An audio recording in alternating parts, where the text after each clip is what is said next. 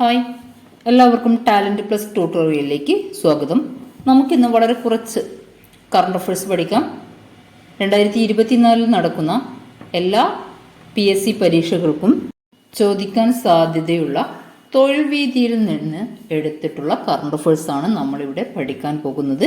Talent plus tutorial എന്ന ഈ ചാനലിൽ അപ്ലോഡ് ചെയ്യുന്ന വീഡിയോസിൻ്റെ നോട്ടുകൾ ലഭിക്കാൻ വാട്സപ്പ് ഗ്രൂപ്പിൽ ജോയിൻ ചെയ്യുക. വാട്സപ്പ് ഗ്രൂപ്പിൻ്റെ ലിങ്ക് ഡിസ്ക്രിപ്ഷനിൽ ആഡ് ചെയ്യുന്നതാണ്. താല്പര്യമുള്ളവർ ജോയിൻ ചെയ്യുക. ജോയിൻ ചെയ്യുന്നവർക്ക് ആ ഗ്രൂപ്പ് യൂസ്ഫുൾ ആയിരിക്കും എന്ന് എനിക്ക് ഉറപ്പുണ്ട്.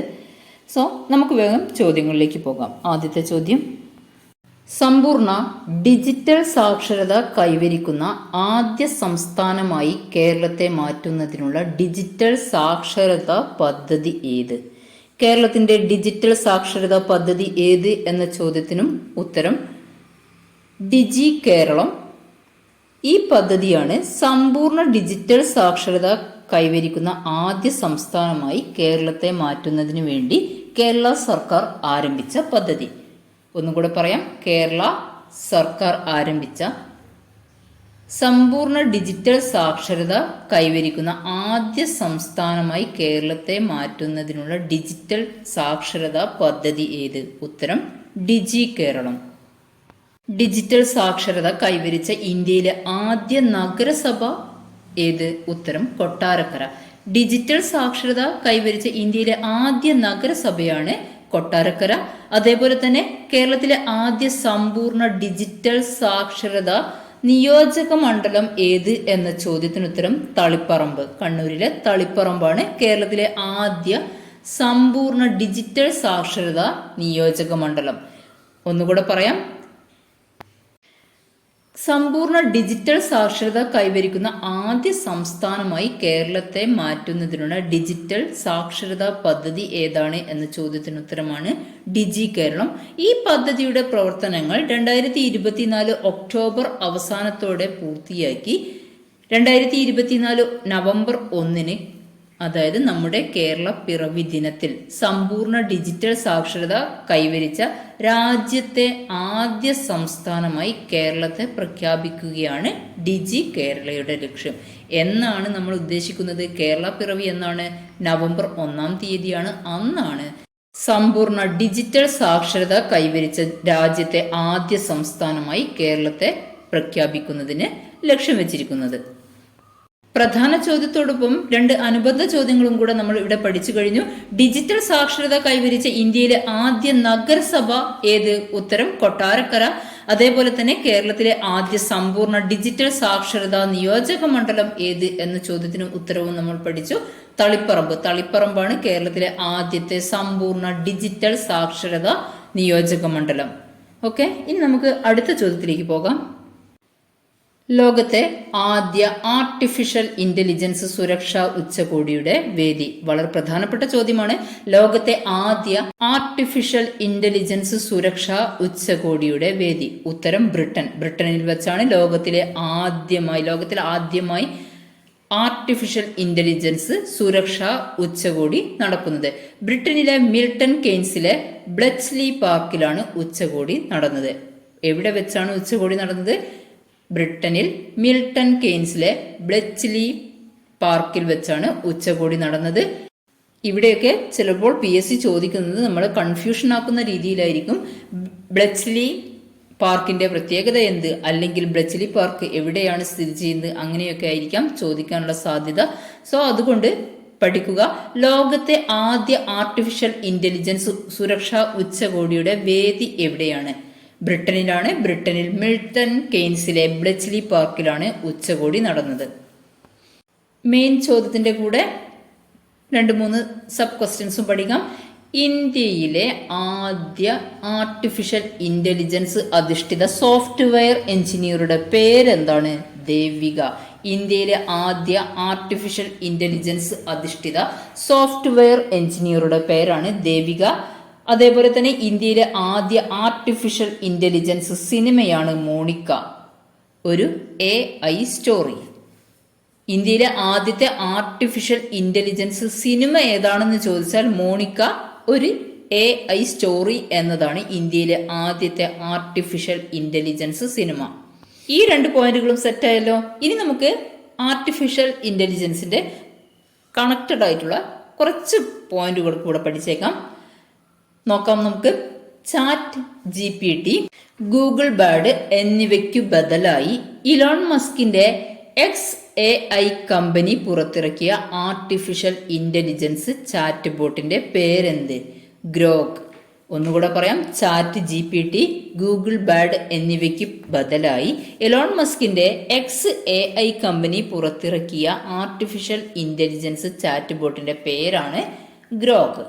ചാറ്റ് GPTക്ക് ബദലായി ചൈനീസ് സ്ഥാപനമായ ബെയ്ഡു അവതരിപ്പിച്ച ആർട്ടിഫിഷ്യൽ ഇന്റലിജൻസ് ചാറ്റ് ബോട്ടാണ് എർണി. ഏതാണ്? ഒന്നുകൂടെ പറയാം. ചാറ്റ് GPTക്ക് ബദലായി ചൈനീസ് സ്ഥാപനമായ ബൈഡു അവതരിപ്പിച്ച ആർട്ടിഫിഷ്യൽ ഇന്റലിജൻസ് ചാറ്റ് ബോട്ടാണ് എർണി. നോട്ട്സുകൾ നിങ്ങൾ എന്തായാലും ഗ്രൂപ്പിൽ ജോയിൻ ചെയ്തിട്ട് നോട്ട്സ് PDF ആയിട്ട് അവിടെ ലഭിക്കുന്നതാണ്. ഡൗൺലോഡ് ചെയ്ത് വായിച്ച് തന്നെ മനസ്സിലാക്കുക. എഴുതിയെടുക്കാൻ പറ്റുന്നവർ എഴുതിയെടുക്കുക, അല്ലെങ്കിൽ പ്രിന്റ് എടുക്കാൻ പറ്റുന്നവർ പ്രിന്റ് എടുക്കുക, അല്ലെങ്കിൽ വായിച്ച് മനസ്സിലാക്കുക. എന്തായാലും നോട്ട്സ് ഡൗൺലോഡ് ചെയ്യേണ്ടതിൻ്റെ ആവശ്യകതയുണ്ട്. താല്പര്യമുള്ളവർ മാത്രം മതി കേട്ടോ, ഞാൻ നിർബന്ധിക്കുന്നില്ല. പക്ഷെ അത് നിങ്ങൾക്ക് യൂസ്ഫുൾ ആയിരിക്കും. സോ നമുക്കിനി അടുത്ത ചോദ്യത്തിലേക്ക് പോകാം.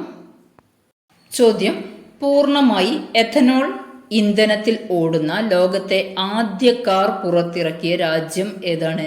കൺഫ്യൂഷൻ വേണ്ട, നമ്മുടെ ഇന്ത്യയാണ് പൂർണ്ണമായി എഥനോൾ ഇന്ധനത്തിൽ ഓടുന്ന ലോകത്തെ ആദ്യ കാർ പുറത്തിറക്കിയ രാജ്യം.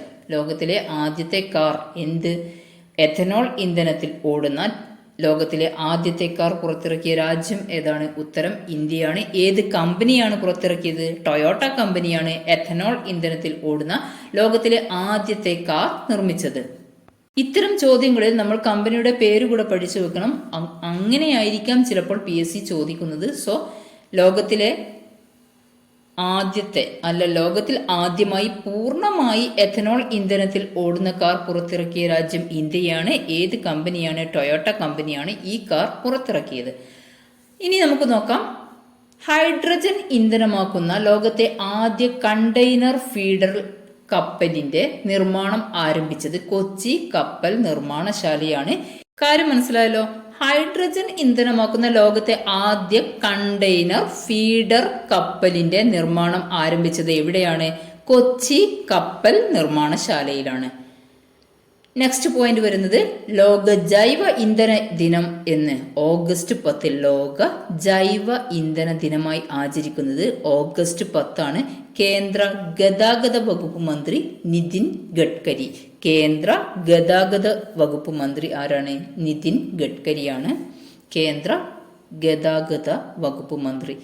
ഈ കേന്ദ്രമന്ത്രിമാരെ കുറിച്ചും അതേപോലെ തന്നെ നമ്മുടെ സംസ്ഥാന മന്ത്രിമാരെ കുറിച്ചും പൂർണ്ണമായിട്ടും പഠിച്ചിരിക്കണം. പ്രത്യേകിച്ച് കേരളത്തിലെ പുതിയ മന്ത്രിമാരെ കുറിച്ചുള്ള ചോദ്യം നമുക്ക് LD പരീക്ഷയിൽ എന്തായാലും പ്രതീക്ഷിക്കാം. അതേപോലെ തന്നെ LP UPക്കും സാധ്യതയുള്ള ചോദ്യമാണത്. അടുത്ത ചോദ്യം നോക്കാം. കൊച്ചി കോർപ്പറേഷനിൽ നടപ്പാക്കിയ ഉദ്ബോധ് പദ്ധതി ഏത് രോഗവുമായി ബന്ധപ്പെട്ടതാണ്? ഉത്തരം ഡിമെൻഷ്യ. ഉദ്ബോധ് പദ്ധതി ഡിമെൻഷ്യയുമായി ബന്ധപ്പെട്ടതാണ്. കൊച്ചി കോർപ്പറേഷനിലാണ് ഈ ഉദ്ബോധ് പദ്ധതി നടപ്പിലാക്കിയത്. അത് ഏത് രോഗവുമായി ബന്ധപ്പെട്ടതാണ്? ഡിമെൻഷ്യയുമായി ബന്ധപ്പെട്ട പദ്ധതിയാണ് ഉദ്ബോധ് പദ്ധതി. കറക്റ്റ് ആയല്ലോ. ഉദ്ബോധ് ഡിമെൻഷ്യ അങ്ങനെ പഠിച്ചു വെക്കുക. അതിൻ്റെ കൂടെ കൊച്ചി കോർപ്പറേഷനിലാണ് ഇത് നടപ്പിലാക്കിയത് എന്നുകൂടെ മനസ്സിലാക്കി വെക്കുക. ഓക്കെ.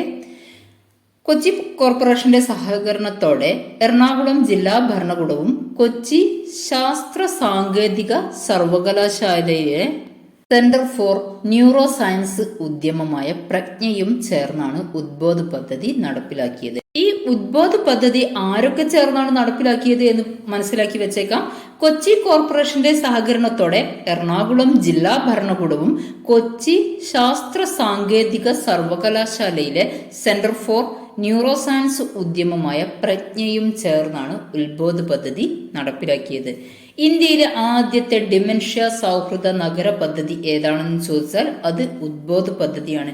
ഈ ചോദ്യം നമുക്ക് നന്നായിട്ട് പഠിച്ചേക്കാം. ഇന്ത്യയിലെ ആദ്യത്തെ ഡിമെൻഷ്യ സൗഹൃദ നഗര പദ്ധതി ഏതാണ്? ഉത്തരം ഉദ്ബോധ് പദ്ധതി. അത് ഏത് കോർപ്പറേഷനാണ് നടപ്പിലാക്കിയത്? കൊച്ചി കോർപ്പറേഷനാണ് ഇത് നടപ്പിലാക്കിയത്. അതേപോലെ തന്നെ വേറെ ഒരു ഡിമെൻഷ്യ പദ്ധതി കൂടെ ഉണ്ട്. കേരള സാമൂഹിക സുരക്ഷാ മിഷൻ വഴി സാമൂഹിക നീതി വകുപ്പ് നടപ്പാക്കുന്ന ഡിമെൻഷ്യ സൗഹൃദ പദ്ധതിയാണ് ഓർമ്മത്തോണി. അപ്പോൾ 2 ഡിമെൻഷ്യ സൗഹൃദ പദ്ധതികളെ കുറിച്ച് നമ്മൾ പഠിച്ചു. ഇന്ത്യയിലെ ആദ്യത്തെ ഡിമെൻഷ്യ സൗഹൃദ നഗര പദ്ധതിയാണ് ഉദ്ബോധ്. അത് കൊച്ചി കോർപ്പറേഷനാണ് നടപ്പിൽ വരുത്തുന്നത്. ഓർമ്മത്തോണി എന്നതും ഒരു ഡിമെൻഷ്യ സൗഹൃദ പദ്ധതിയാണ്. പക്ഷെ ഇത് നടപ്പിൽ വരുത്തുന്നത് കേരള സാമൂഹിക സുരക്ഷാ മിഷൻ വഴി സാമൂഹിക നീതി വകുപ്പ് നടപ്പാക്കുന്ന ഡിമെൻഷ്യ സൗഹൃദ പദ്ധതിയാണ് ഓർമ്മത്തോണി. രണ്ടും വ്യത്യസ്തതയുള്ള ചോദ്യങ്ങളാണ്. രണ്ടും കൃത്യമായിട്ട് പഠിക്കുക, മാറിപ്പോകാതെ തന്നെ പഠിക്കുക. അതുകൊണ്ടാണ് എഴുതിയെടുത്ത് പഠിക്കാൻ പറ്റുന്നവർക്ക് എഴുതിയെടുത്ത് തന്നെ പഠിക്കാൻ ശ്രമിക്കുക. ഓക്കെ, നെക്സ്റ്റ് ഒരു പദ്ധതി കൂടി പഠിക്കാം. നവജാത ശിശുക്കളുടെ സമഗ്ര ആരോഗ്യ പരിശോധനയ്ക്കുള്ള ആരോഗ്യ വകുപ്പിന്റെ പദ്ധതിയാണ് ശലഭം പദ്ധതി. നവജാത ശിശുക്കളുടെ സമഗ്ര ആരോഗ്യ പരിശോധനയ്ക്കുള്ള ആരോഗ്യ വകുപ്പിന്റെ പദ്ധതി ഏതാണ്? ശലഭം. ശലഭം പദ്ധതി എന്തിനുള്ളതാണ്? നവജാത ശിശുക്കളുടെ സമഗ്ര ആരോഗ്യ പരിശോധനയ്ക്കുള്ള ആരോഗ്യ വകുപ്പിന്റെ പദ്ധതിയാണ് ശലഭം പദ്ധതി. ഈ 3 പദ്ധതികളും ക്ലിയർ ആയല്ലോ. ഉദ്ബോധ പദ്ധതി, ഓർമ്മത്തോണി, അതേപോലെ തന്നെ ശലഭം പദ്ധതി. ഇതുവരെയുള്ള എല്ലാ ചോദ്യങ്ങളും സെറ്റായെന്ന് വിചാരിക്കുന്നു. അടുത്ത ചോദ്യത്തിലേക്ക് പോകാം. നെക്സ്റ്റ്, സാഹിത്യ രംഗത്തെ സമഗ്ര സംഭാവനയ്ക്കുള്ള കേരള സർക്കാരിന്റെ പരമോന്നത ബഹുമതിയായ എഴുത്തച്ഛൻ പുരസ്കാരം 2023 ലഭിച്ചതാർക്ക്? ഇവിടെ നമുക്ക് 2 ചോദ്യങ്ങൾ പഠിക്കാം. ഒന്ന്, എഴുത്തച്ഛൻ പുരസ്കാരം 2023 ലഭിച്ചത് ആർക്ക്? ഉത്തരം SK വസന്തൻ. അടുത്ത പോയിന്റ്, സാഹിത്യ രംഗത്തെ സമഗ്ര സംഭാവനയ്ക്കുള്ള കേരള സർക്കാരിന്റെ പരമോന്നത ബഹുമതി ഏതാണ്? അതിനുത്തരം വരുന്നത് എഴുത്തച്ഛൻ പുരസ്കാരമാണ്. 2023 ആർക്കാണ് ലഭിച്ചത്? SK വസന്തൻ. സാഹിത്യ രംഗത്തെ സമഗ്ര സംഭാവനയ്ക്കുള്ള കേരള സർക്കാരിന്റെ പരമോന്നത ബഹുമതിയായ എഴുത്തച്ഛൻ പുരസ്കാരം 2023 ലഭിച്ചത് SK വസന്തനാണ്. അദ്ദേഹത്തിന്റെ വളരെ പ്രധാനപ്പെട്ട രചനകൾ പഠിച്ചേക്കാം. എൻ്റെ ഗ്രാമം, എൻ്റെ ജനത, അരക്കില്ലം. ഈ 3 രചനയും അദ്ദേഹത്തിന്റെ വളരെ പ്രധാനപ്പെട്ട നോവലുകളാണ്. എൻ്റെ ഗ്രാമം, അതേപോലെ തന്നെ എൻ്റെ ജനത, അതേപോലെ അരക്കില്ലം. ഈ 3 നോവലുകളും SK വസന്തന്റെ പ്രധാനപ്പെട്ട കൃതികളാണ്. കേരളത്തിന്റെ സാമൂഹിക നവോത്ഥാനത്തെ അടയാളപ്പെടുത്തുന്ന അദ്ദേഹത്തിന്റെ കൃതിയാണ് കാലം സാക്ഷി. കാലം സാക്ഷി എഴുതിയത് ആരാണ്? SK വസന്തനാണ്. അദ്ദേഹത്തിനാണ് 2023 ജ്ഞാനപീഠം അവാർഡ് ലഭിച്ചിരിക്കുന്നത്. കേരളത്തിന്റെ സാമൂഹിക നവോത്ഥാനത്തെ അടയാളപ്പെടുത്തുന്ന കൃതിയാണ് കാലം സാക്ഷി, എഴുതിയത് SK വസന്തൻ. അടുത്ത ചോദ്യം ഒരു വേർപാടുമായി ബന്ധപ്പെട്ട ചോദ്യമാണ്. 2023 നവംബറിൽ അന്തരിച്ച ചേർത്തല തങ്കപ്പ പണിക്കർ ഏത് കലയുമായി ബന്ധപ്പെട്ടിരിക്കുന്നു? 2023 നവംബറിൽ അന്തരിച്ച ചേർത്തല തങ്കപ്പ പണിക്കർ ഏത് കലയുമായി ബന്ധപ്പെട്ടിരിക്കുന്നു എന്നതാണ് ചോദ്യം. ഉത്തരം കഥകളി. ചേർത്തല തങ്കപ്പ പണിക്കർ കഥകളിയുമായി ബന്ധപ്പെട്ട കലാകാരനാണ്. ഇദ്ദേഹം 2023 നവംബറിലാണ് അന്തരിച്ചത്. ഈയിടെ അന്തരിച്ച കലാമണ്ഡലം കേശവദേവ് കഥകളിയുമായി ബന്ധപ്പെട്ട വ്യക്തിയാണ്. ഈയിടെ അന്തരിച്ച കലാമണ്ഡലം കേശവദേവ്, അദ്ദേഹവും കഥകളിയുമായി ബന്ധപ്പെട്ട വ്യക്തിയാണ്. 2024 ജനുവരിയിൽ അന്തരിച്ച പ്രമുഖ കഥകളി കലാകാരിയാണ് കൊട്ടാരക്കര ഭദ്ര. കൊട്ടാരക്കര ഭദ്ര ഏത് കലയുമായി ബന്ധപ്പെട്ടിരിക്കുന്നു? കഥകളിയുമായി ബന്ധപ്പെട്ടിരിക്കുന്നു. സാധ്യതയുള്ള ചോദ്യങ്ങളാണ് ഇപ്പോൾ പറഞ്ഞുകൊണ്ടിരിക്കുന്നത്. 2023 നവംബർ അന്തരിച്ച തങ്കപ്പ പണിക്കർ ഏത് കലയുമായി ബന്ധപ്പെട്ടിരിക്കുന്നു എന്ന് ചോദിച്ചാൽ കഥകളിയുമായി ബന്ധപ്പെട്ടിരിക്കുന്നു. അതേപോലെ തന്നെ 2024 ജനുവരിയിൽ അന്തരിച്ച പ്രമുഖ കഥകളി കലാകാരിയാണ് കൊട്ടാരക്കര ഭദ്ര. അതേപോലെ തന്നെ 2024 തന്നെ അന്തരിച്ച കലാമണ്ഡലം കേശവദേവ് കഥകളിയുമായി ബന്ധപ്പെട്ട കലാകാരനാണ്. അപ്പോൾ ആ 3 പേരും സെറ്റായല്ലോ. കൊട്ടാരക്കര ഭദ്ര, തങ്കപ്പ പണിക്കർ, കേശവദേവ്. ഈ 3 കലാകാരന്മാരും കഥകളിയുമായി ബന്ധപ്പെട്ടവരാണ്. അടുത്ത ഒരു ചോദ്യം, കഥകളി ഗ്രാമം എന്ന് പേര് മാറ്റിയ കേരളത്തിലെ ഗ്രാമം ഏതാണ്? അയിരൂർ. അയിരൂർ ഗ്രാമത്തിനാണ് കഥകളി ഗ്രാമം എന്ന് പേര് മാറ്റിയത്. ഇത് സ്ഥിതി ചെയ്യുന്നത് പത്തനംതിട്ടയിൽ പമ്പയുടെ തീരത്താണ്. കഥകളി ഗ്രാമം എന്ന് പേര് മാറ്റിയ കേരളത്തിലെ ഗ്രാമം ഏതാണ്? ഉത്തരം പത്തനംതിട്ടയിൽ പമ്പയുടെ തീരത്തുള്ള അയിരൂർ ആണ് കഥകളി ഗ്രാമം എന്ന് പേര് മാറ്റിയ കേരളത്തിലെ ഗ്രാമം. നെക്സ്റ്റ്, രാജ്യാന്തര കഥകളി കേന്ദ്രം സ്ഥിതി ചെയ്യുന്നത് ന്യൂഡൽഹിയിലാണ്. ഇന്റർനാഷണൽ സെന്റർ ഫോർ കഥകളി ഇത് സ്ഥിതി ചെയ്യുന്നത് എവിടെയാണ്? ന്യൂഡൽഹിയിലാണ്. ദേശീയ കഥകളി ദിനമായി ആചരിക്കുന്നത് ഒക്ടോബർ 16. ദേശീയ കഥകളി ദിനമായി ആചരിക്കുന്നത് എന്നാണ്? ഒക്ടോബർ 16. നെക്സ്റ്റ് ക്വസ്റ്റ്യൻ, 2023 ചമ്പക്കുളം മൂലം വള്ളംകളിയിൽ 1-ാം സ്ഥാനം നേടിയത് ആര്? നടുഭാഗം ചുണ്ടൻ. 2023 ചമ്പക്കുളം മൂലം വള്ളംകളിയിൽ 1-ാം സ്ഥാനം നേടിയത് നടുഭാഗം ചുണ്ടനാണ്. 2-ാം സ്ഥാനം നേടിയത് ചെറുതന ചുണ്ടൻ. 2023 ചമ്പക്കുളം മൂലം വള്ളംകളിയിൽ 1-ാം സ്ഥാനം നേടിയത് നടുഭാഗം ചുണ്ടനും 2-ാം സ്ഥാനം നേടിയത് ചെറുതന ചുണ്ടനുമാണ്. ചമ്പക്കുളം മൂലം വള്ളംകളി നടക്കുന്ന നദിയാണ് പമ്പ നദി. ചമ്പക്കുളം മൂലം വള്ളംകളി നടക്കുന്ന നദിയാണ് പമ്പ നദി. 2023 നെഹ്റു ട്രോഫി വള്ളംകളി ജേതാക്കളാണ് വീയപുരം ചുണ്ടൻ. 2023 നെഹ്റു ട്രോഫി വള്ളംകളി ജേതാക്കൾ വീയപുരം ചുണ്ടൻ. ചാലിയാറിൽ നടന്ന 2ാമത് ചാമ്പ്യൻസ് ബോട്ട് ലീഗ് വള്ളംകളി ജേതാക്കളായത് വയൽക്കര വേങ്ങാടാണ്. ചാലിയാറിൽ നടന്ന 2ാമത് ചാമ്പ്യൻസ് ബോട്ട് ലീഗ് വള്ളംകളി ജേതാക്കളായത് ആരാണ്? വയൽക്കര വേങ്ങാടാണ് ചാലിയാറിൽ നടന്ന 2ാമത് ചാമ്പ്യൻസ് ബോട്ട് ലീഗ് വള്ളംകളിയിൽ ജേതാക്കളായത്. IPL മാതൃകയിൽ കേരള ടൂറിസം വകുപ്പ് നടത്തുന്ന വള്ളംകളി മത്സരമാണ് ചാമ്പ്യൻസ് ലീഗ് ബോട്ട് ലീഗ്. ഒന്നുകൂടെ പറയാം, IPL മാതൃകയിൽ കേരള ടൂറിസം വകുപ്പ് നടത്തുന്ന വള്ളംകളി മത്സരമാണ് ചാമ്പ്യൻസ് ബോട്ട് ലീഗ് എന്ന് അറിയപ്പെടുന്നത്. അവസാനത്തെ ചോദ്യം, 2024 16-ാം ബ്രിക്സ് ഉച്ചകോടിയുടെ വേദി ഏതാണ്? കസാൻ. റഷ്യയിലെ കസാനിൽ വെച്ചാണ് 2024 16-ാമത് ബ്രിക്സ് ഉച്ചകോടി നടക്കുന്നത്. 16-ാം ബ്രിക്സ് ഉച്ചകോടിയുടെ വേദി ഏതാണ്? റഷ്യയിലെ കസാനാണ്. 2024 നടക്കുന്നത് എത്രാമത്തെ ബ്രിക്സ് ഉച്ചകോടിയാണ്? 16-ാം ബ്രിക്സ് ഉച്ചകോടി. 15-ാം ബ്രിക്സ് ഉച്ചകോടി 2023 നടന്നു. അതിന് വേദിയായത് ദക്ഷിണാഫ്രിക്കയിലെ ജോഹന്നാസ്ബർഗ് ആണ്. 2023 15-ാം ബ്രിക്സ് ഉച്ചകോടിയുടെ വേദി ദക്ഷിണാഫ്രിക്കയിലെ ജോഹന്നാസ്ബർഗ് ആണ്. 2022 അപ്പോൾ 14-ാം ബ്രിക്സ് ഉച്ചകോടിയുടെ വേദിയാണ് ബെയ്ജിങ്. ഏതൊക്കെയാണ്?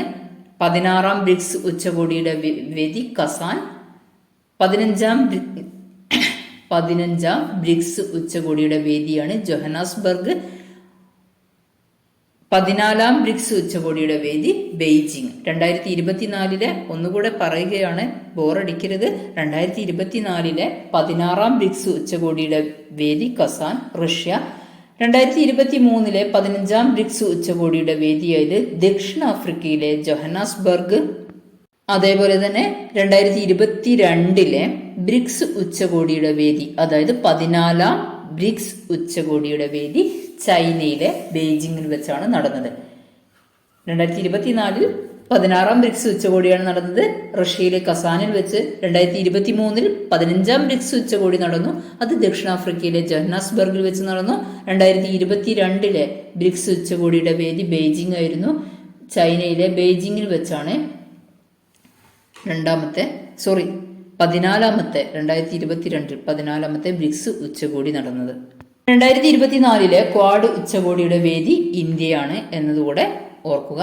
ഇതോടുകൂടി ഇന്നത്തെ ഈ വീഡിയോ ഇവിടെ അവസാനിക്കുകയാണ്. എല്ലാവർക്കും ഇഷ്ടമായി എന്ന് വിചാരിക്കുന്നു. ഇഷ്ടമായാൽ കൂട്ടുകാരിലേക്ക് ഷെയർ ചെയ്യുക. അതേപോലെ തന്നെ ഒന്ന് ലൈക്ക് ചെയ്തേക്കണേ. ഓരോ ലൈക്കും വിലപ്പെട്ടതാണ്. നിങ്ങളുടെ അഭിപ്രായങ്ങളും നിർദ്ദേശങ്ങളും കമന്റ് ബോക്സിൽ രേഖപ്പെടുത്തുക. എല്ലാവർക്കും വിജയാശംസകൾ നൽകുന്നു. അതോടൊപ്പം തന്നെ സബ്സ്ക്രൈബ് ചെയ്യാതെ കാണുന്നവരുണ്ടെങ്കിൽ സബ്സ്ക്രൈബ് ചെയ്യുക. കൂടാതെ ടാലന്റ് ക്വസ്റ്റ് ട്യൂട്ടോറിയൽ എന്ന വാട്സപ്പ് ഗ്രൂപ്പിൽ ജോയിൻ ചെയ്യുക. ലിങ്ക് ഡിസ്ക്രിപ്ഷനിൽ ആഡ് ചെയ്യുന്നതാണ്. അവിടെ നിങ്ങൾക്ക് വീഡിയോസിന്റെ നോട്ടുകൾ ലഭിക്കും. എല്ലാവർക്കും ഒരിക്കൽ കൂടി വിജയാശംസകൾ നേർന്നുകൊണ്ട് good bye, C you soon.